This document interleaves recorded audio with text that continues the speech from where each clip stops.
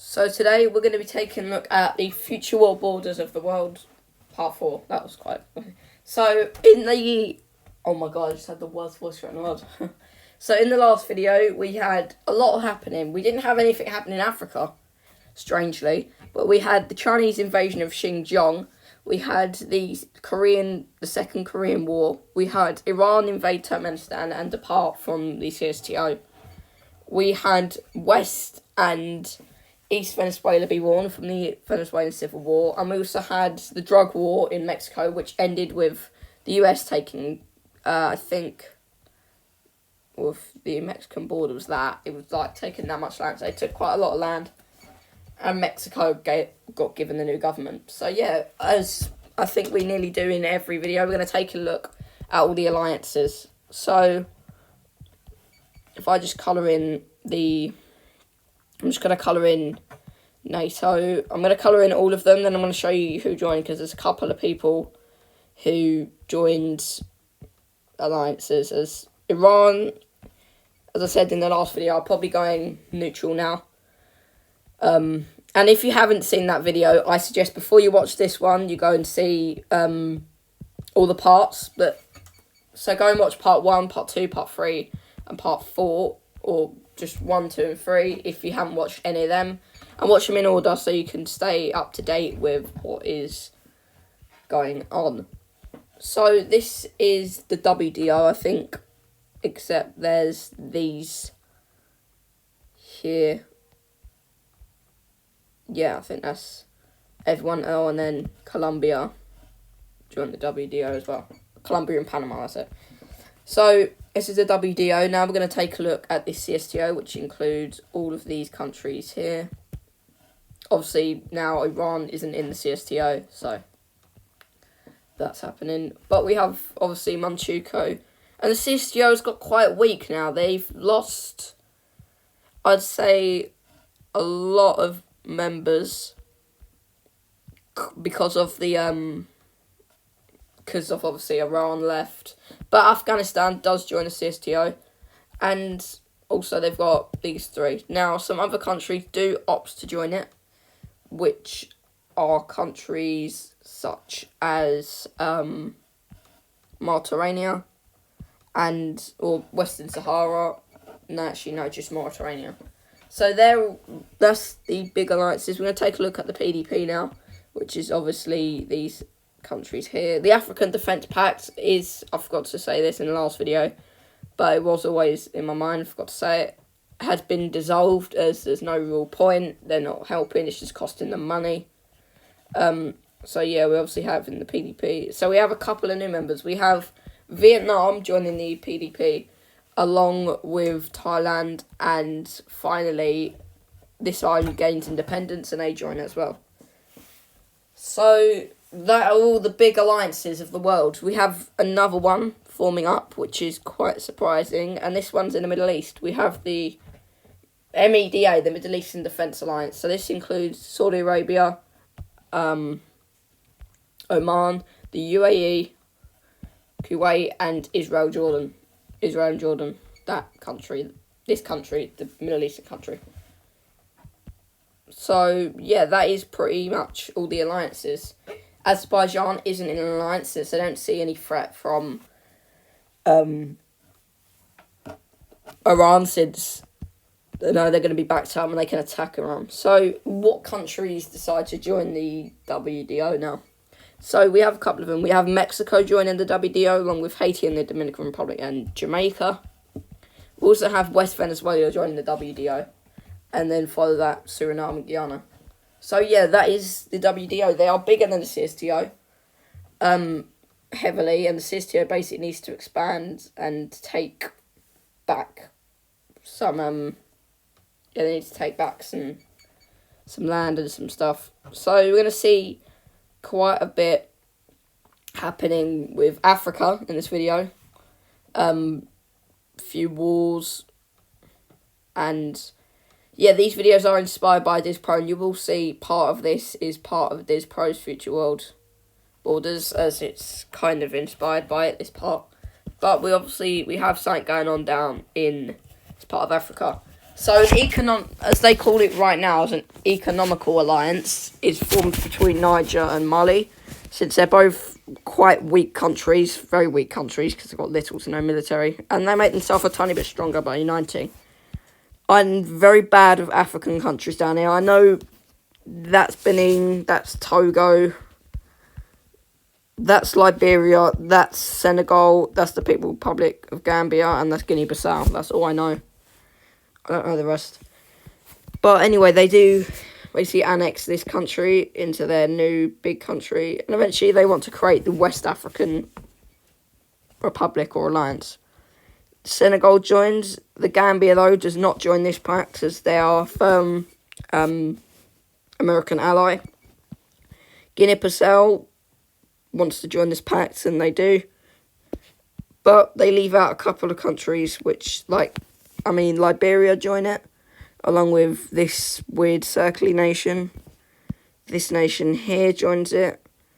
This nation here joins it. So yeah, we basically just see a huge empire form up over here, which is probably the biggest African country. Well, actually, no, it's the second largest. This is the largest. And then finally, Togo, or Benin, I know it goes Benin, then Togo. Yeah, so Togo just joins, they ally with, what's it called? Nigeria, just to protect themselves against this new pact. So this pact is quite large. It is very large, this pact. It contains a lot of countries, and it's one of the biggest countries in the world, I'd say. Like, top 10 biggest. So yeah, that happens, and they could fall apart. I mean, they've got, literally, CSTO, and WDO surrounding them. I've also got Gambia. The Gambia does join the WDO. Nigeria starts the process of joining the WDO, which is great for the alliance. So yeah, we see that form up in Africa, and we see some tensions going on. Now, Pakistan's in the CSTO, and they are best friends with Russia, pretty much. They hate India. India and Pakistan hate each other. So what, exactly goes on here? So, the CSTO does sort of,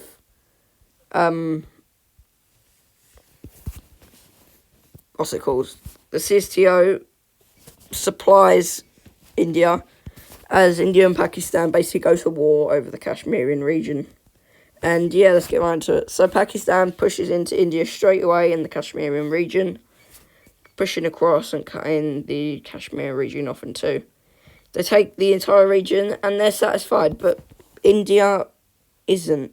They kind of want Pakistan dead, as Pakistan has taken and invaded their land. So they push up from the south and into this area here, and they do a Pakistan and cut it off completely. And they push over the border into Pakistan. It's at this point we see Pakistan get pushed back, but Pakistan, I think, has got nukes, and so has India, so you know how that's probably going to go down. But for this scenario, we're not going to have nukes involved. India does continue to push up, but don't manage to liberate all of their country, as it's held under firm Pakistani or Pakistani allies. The Indians push up and across to try and cut off Pakistan, while Pakistan does gain advances in the south, which is a huge counter-offensive. They do manage to do this and push into India, but overall India is winning on land because they've taken a lot of Pakistan. Islamabad, which is about there, is beginning to be encircled by the Indians, as they then spot Indians as they're moving around Islamabad. The Pakistanians decide to make a huge defensive and basically encircle their own capital in troops. It doesn't go well, and it does end up in the Indians encircling the Pakistani capital. They push up and retake their part of the Kashmirian region, and then eventually they push up and take Kashmir as a whole. After Kashmir falls, Pakistan is quite weak as their capital Islamabad falls, and this advance over here does succeed in cutting the country in two. With this advance, we see them advance back up into the south of the country. They make a landing on this end and knock out this part until eventually Pakistan gets very weak and they decide to surrender over to India. Now, I'm not very good with India and Pakistan. I don't know who's stronger. I think they're both the same strength, but we're just going to say India wins for that one. And India, I'm not going to be able to draw up exactly what Kashmir is, but I'll be able to draw up something like it. So, we're going to say that India gets Kashmir, which is about, I think it's that. Is that Kashmir? I don't know. Kashmir's a bit bigger than that. I think it's this. We'll try this. That looks good enough, I guess. I've also taken a bit of Kashmir. Well, they take the rest of Kashmir from Tibet, which Tibet allows them to. And yeah, that's India. It's looking horrible now. It doesn't look good. That's too circular. It doesn't matter. It's what I think Kashmir is. Actually, I could probably do that, make it look better. Yeah, that looks better. So, now with Pakistan being weakened, we see Russia begin to rise in power. And how do they do this? Well, they begin to assert their dominance in Africa. Now, if they take Africa, then yeah, they could take Africa and everything would go well. Now, see this new Formally Pact, this haven't even lasted a video, which is actually quite sad for them. So the CSTO basically start what they call as a special operation, when it's not, into, they start special operation into the country. So how do they do this? Well, they get all their CSTO members to basically invade the region, which is going to be coloured in red, while the WDO joins in invading the region, and they ally themselves with Nigeria, who also joins in. So yeah, full-on absolute invasion now. Forgot to colour in Tunisia. But yeah, absolute invasion by a lot of the countries. Let's take a look at it, shall we? I actually just forgot that. Oh no.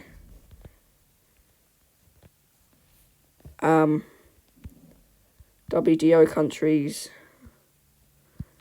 are these here. Plus Gambia. You're part of the CSTO.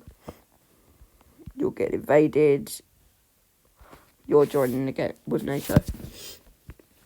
Yeah, so we see the WDO instantly push into the country, trying to stop the CSTO from getting anything. What does the CSTO do about this? Well, they use their power and push into this area, which is Niger.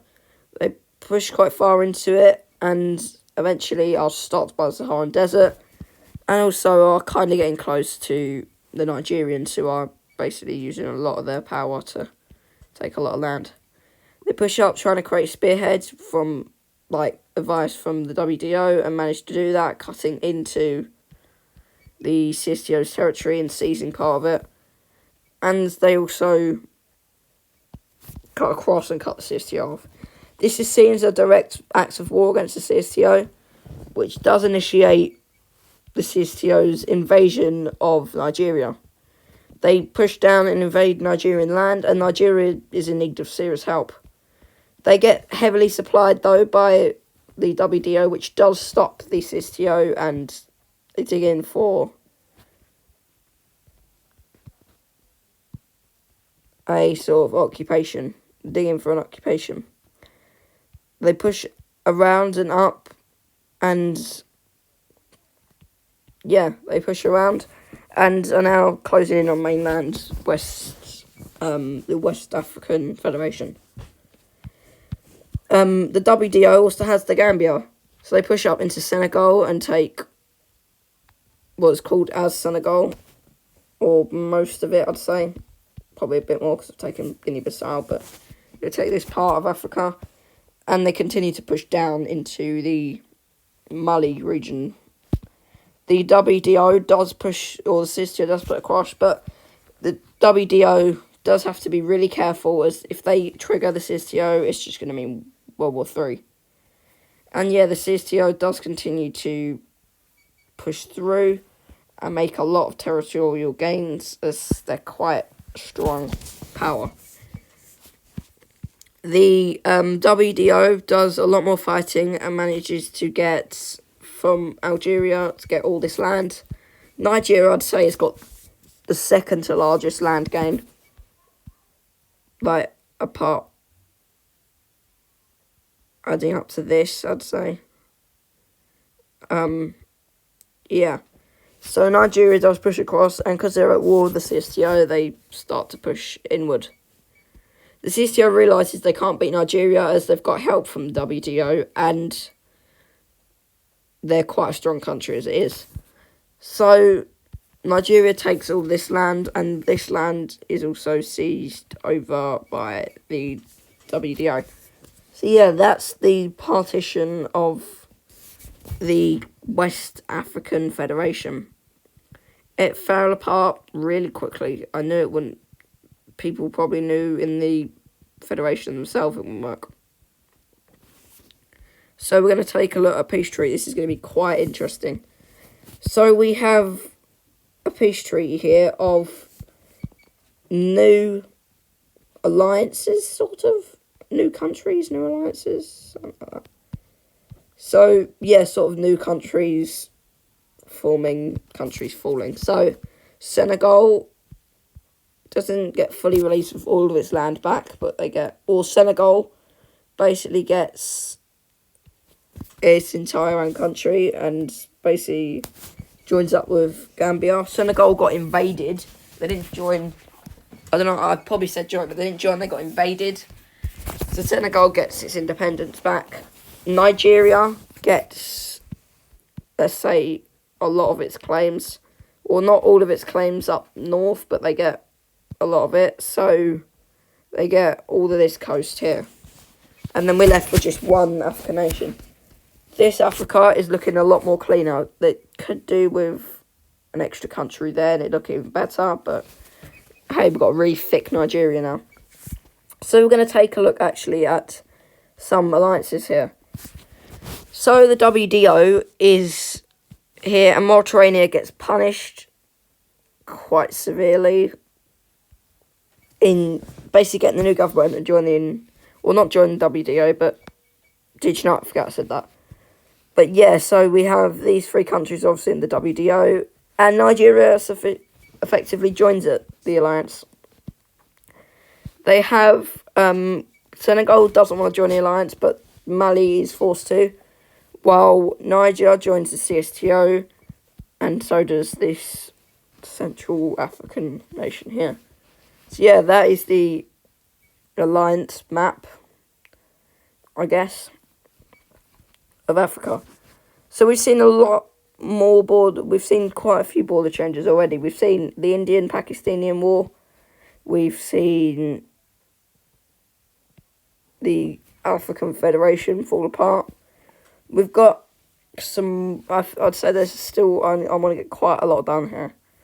Well, we have the Russians basically fighting themselves now. This shows a crack in the Russian stability, which I've got to say this isn't good for Russia. But they basically see two breakaway regions trying to, invade them, or break away and take all their land. So obviously we have big boy Russia here, which is it's bigger than it is in real life, we'll say that. But we have Russia here, and then we have the rebels. We have the Chechenian, that's what they call themselves, the Chechenian rebels, going after them. which are which are here. This is the Chechnya. It's not all the It's not the Chechnya region, but it's most of the Chechnyan rebels. We also have another region over here that wants to basically break away. Russia does take a long time in fighting these regions, but eventually this is quite a small war or quick war, as Russia basically gives up and just says, right, you want independence, fine. And Russia just thinks, because they're not in an alliance, they don't have to, they can invade them if they want. So you got Chechnya now, and we're going to call it Zabunska. We're going to call it Zabunska. So now we have Chechnya and Zabunska as both independent nations, which makes Russia look not as nice and clean. Now we have 4 Caucasus Mountain nations, which is quite cool, in my opinion. Now, what you've all come here to see in the World War III. Now, if it wasn't clear enough, this is going to be this part's ending. This is going to be the last war of the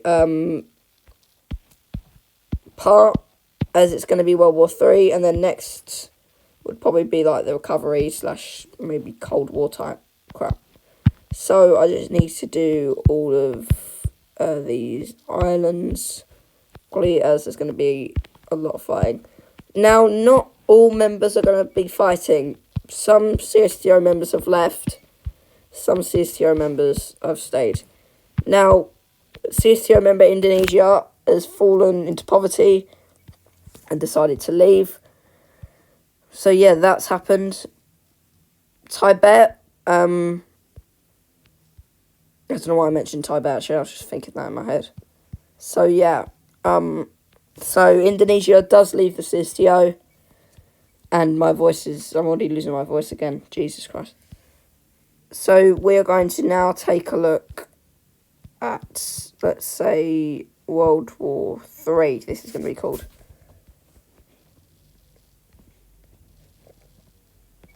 Now, some countries are going to join, some countries aren't, yada yada yada.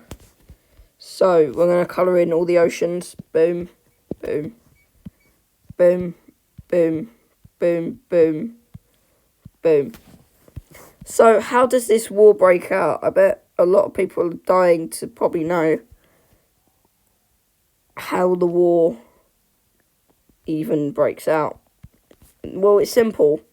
Ukraine is over here, and Russia's up here. Now, these two, no, they don't like each other very much at all, to be exact, in this scenario. And Russia stages a coup, or not really a coup, but they basically try and topple the Ukrainian government so they can just go in and take it for themselves. And Russia invades the Donbass region, a very big mistake, because look what they've just started. They just started war with the world, pretty much. All of the WDO does decide to join in the war. All of the WDO is called in since they invaded a WDO ratified member. Oh, there's my voice, which does cause the WDO,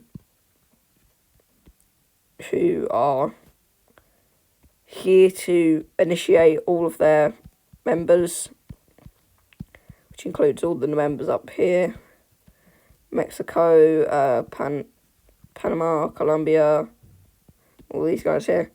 So now you've just started war with the biggest alliance in the world, and you're really clever. It's time for Russia to call in their allies, which are kind of floppy in my opinion. Yep. Oh dear, they haven't got a lot of allies. They practically don't like anyone now. So Russia has this amount, but Russia's strong. And they have a lot, they have Chad who joins it. They have a lot of African power allies. So that is the alliances. You're also going to see something else, which is the PDP, who does join in on the war, which is good for them. I'm just going to have the PDP here. China does join in the war along Tibet, and India. All these guys decide to join, and obviously the PDP joins as well. The guys join, even though they can't really do a lot. along with Papua New Guinea. Iran stays neutral. Saudi Arabia stays neutral as well because they don't really have any enemies. Israel starting just on the blue side though.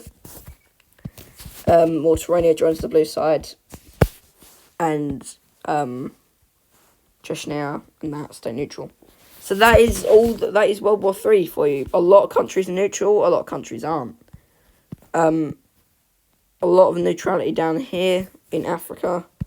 I'm just going to colour in the countries that are going to be neutral. So you. No one's going to be neutral down here, I don't think. They haven't really got a lot to worry about. The Americas are completely secure. This will probably be the fall of Russia, but you don't know. So yeah, let's get right into it.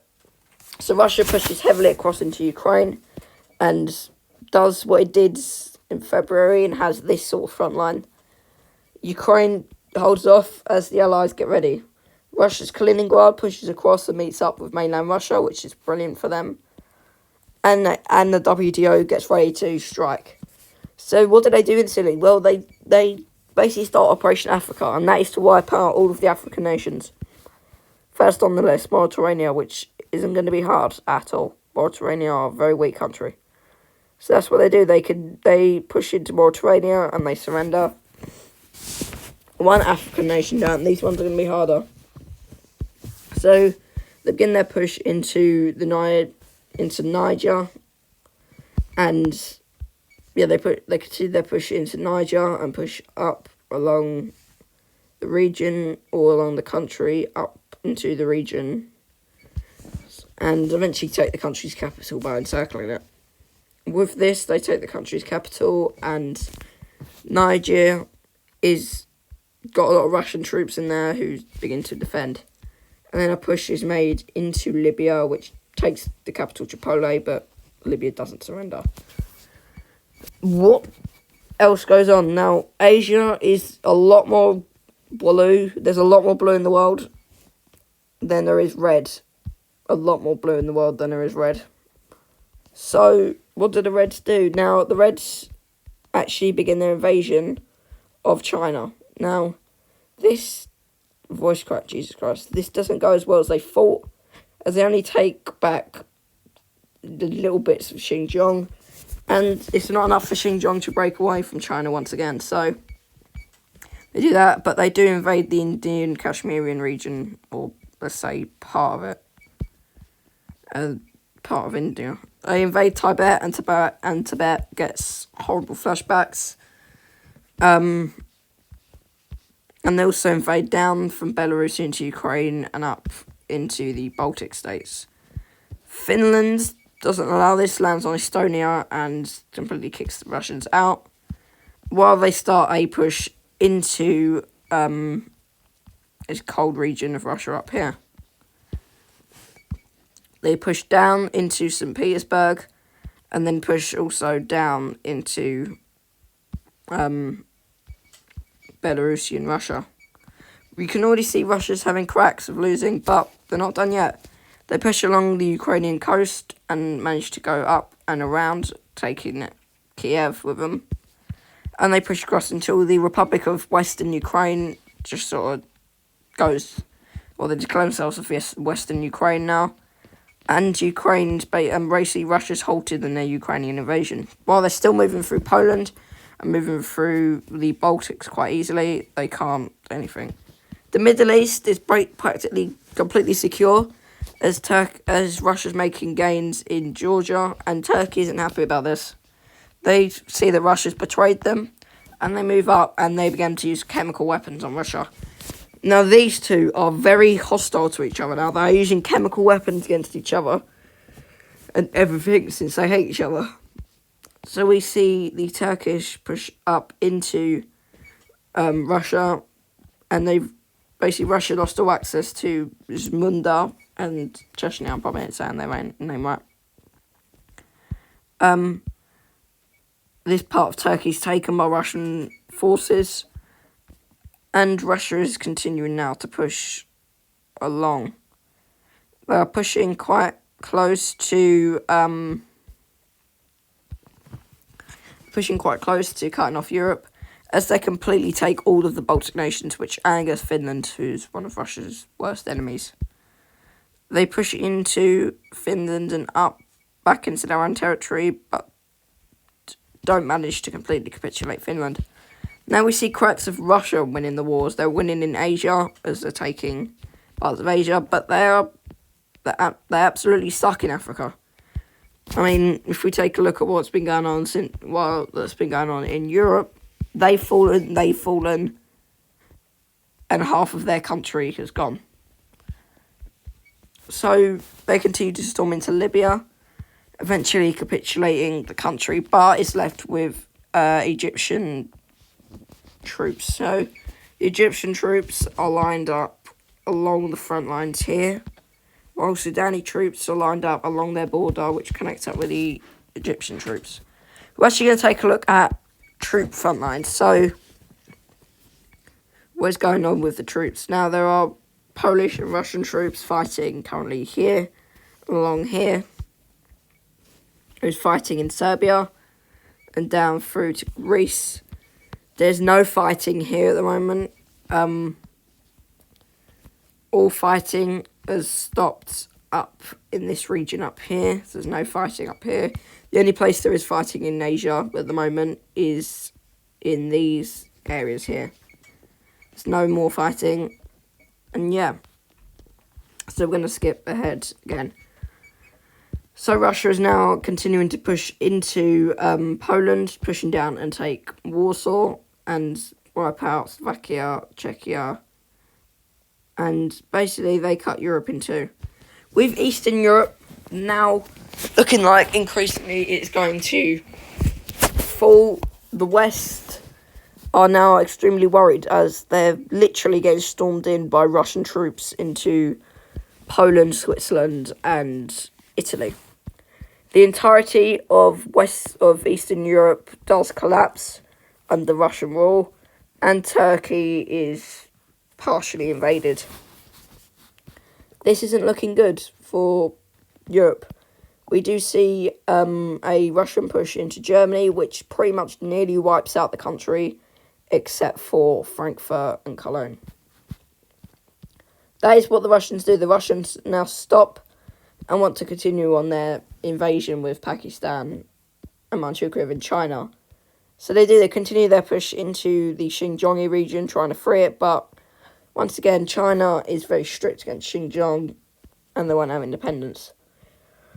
Over in Africa, the blue team do continue to push into Africa and now have crossed the border into Sudan. Not a lot is going on here. All that's gone on is really another push again. Cambodia and Myanmar and Laos all just wiped out as they've literally got no one next to them. They're all pretty much separated anyway. And here is looking like they could both stop the war. Now, it's not going to happen yet. A counter-attack happens in Turkey, as Western troops are now basically, I'm going to highlight them in. So Western troops are along the Turkish border here, getting ready to land. So these are going to show the landings. A landing will be made in Albania from troops over here. Or actually, no, I'm just going to cover the land. So a landing will be made in the Turkish part of Europe. A landing will be made in Albania. A huge push on the front line will be made through here. A landing will be made in the top part of Denmark. A landing in Estonia. And finally, India is going to land in this part of Pakistan. They try, but they won't succeed. Anyway, we're now going to take a look at the huge NATO counter-offensive. So the first landing happens, which takes place on the Albanian front, which goes successfully, and Albania completely returns back to the blue side. A landing onto Denmark goes successfully in taking back the country as well. A landing in Estonia happens and holds out, along with a Turkish landing in Constantinople, or wherever this place is. They then see an invasion of the Balkans as they push across and both meet up near Greece. And Kosovo and Serbia are pretty much returned back to the blue side.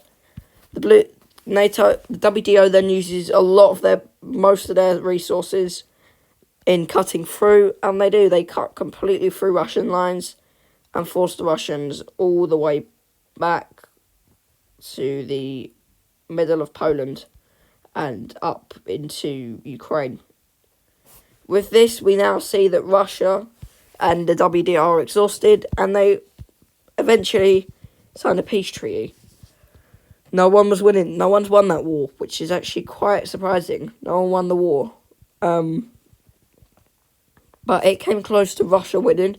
I think all they probably would have to do is wipe out France, the rest of Germany, maybe Italy, and it would have been very hard for the WDO to win. But now we're going to take a look at all the border changes. Now, there's going to be a lot of border changes, a lot. There's going to be some trading border changes. There's going to be some loss because some powers are going to lose. And I am not going to show any of the alliances until next video from after the war because my voice is hurting badly.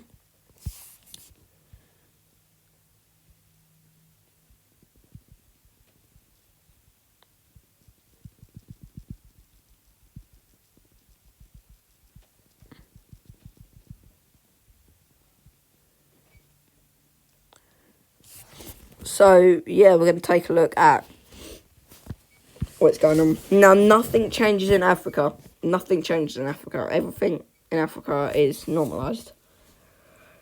Up here in Europe, quite a lot changes. So, we see...